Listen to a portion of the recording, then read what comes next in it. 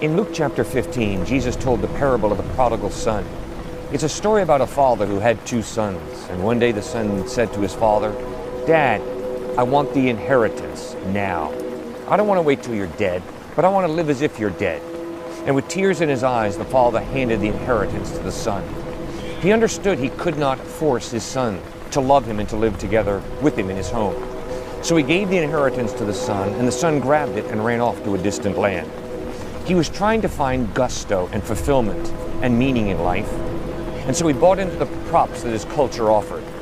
He bought into the prop of wild parties, of stimulating his nerve endings, because he thought that was what life was all about. But one day he ran out of all his money, and he couldn't afford the parties any longer, and he turned to his friends and he said, "Help, would you please help me?" But his friends said, "No, you have no more cash. We're not interested in you." The young man cried out in his hunger, "Help, will somebody please help me?" A man said, "Yeah, I'll help you. Go feed my pigs." How ironic.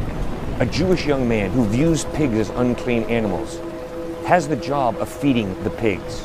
Hunger is gnawing at his stomach so badly that he begins to wish that he were a pig, so that he could fill his stomach with the worms and the pods. And then Jesus said, the young man had a thought.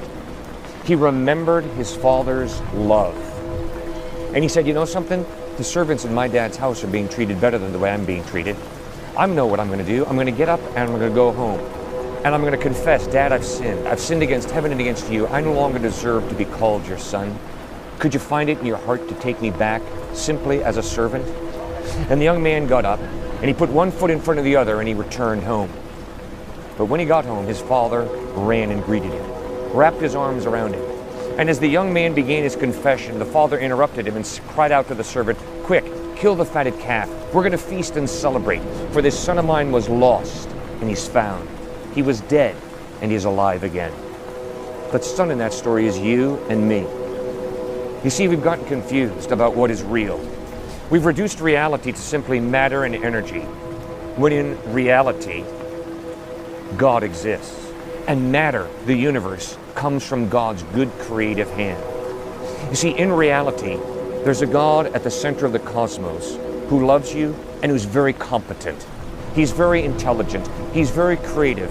He's all-powerful. And if you and I miss God, we're missing the greatest part of reality. Why is knowledge so important? Because knowledge ties us into reality. If you have a brain problem and you need surgery, you don't just go to anybody. You go to a brain surgeon. Why? Because that brain surgeon has knowledge. And they're just not going to root around in your brain. They're going to repair your brain. If your car breaks down and you're like me and you know very little about mechanics, you don't just go to anybody to fix your car. You go to someone who has knowledge of a car. Now, what is reality? Obviously, reality includes the physical. And with our senses, we pick up on the physical. But Jesus Christ insisted that the physical comes from God. God created matter and energy out of nothing. He's the eternal God. Matter and energy are not eternal. God created in the beginning. And God created you and me to live in a love relationship with himself.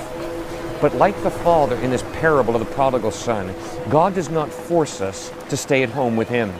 He doesn't force us to live in relationship with him. God refuses to ravish us. Instead, he woos us. Why? Because he's given us free will, because he loves us. And love refuses to force. A parent does not brainwash their child if they love their child. They woo their child, they teach their child, they sacrifice for their child. What is real?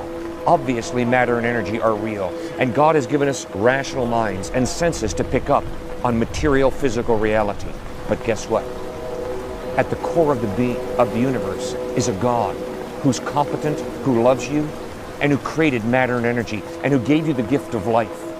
Jesus Christ revealed God accurately. He revealed that God loves you and that he's amazingly gracious. Jesus bled and died on a cross to pay the penalty that you and I deserve for turning our backs on God and going our own way. Is it not time for you to get in touch with reality? To get in touch not just with the physical material world, but also to get in touch with the God who created the universe, who gave you the gift of life, who's competent and good, and who loves you more deeply than anybody else in the cosmos. Look at Jesus Christ. He revealed God most clearly.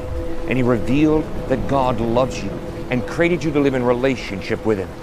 I encourage you right now, humbly ask Christ to forgive you for your wrongdoing.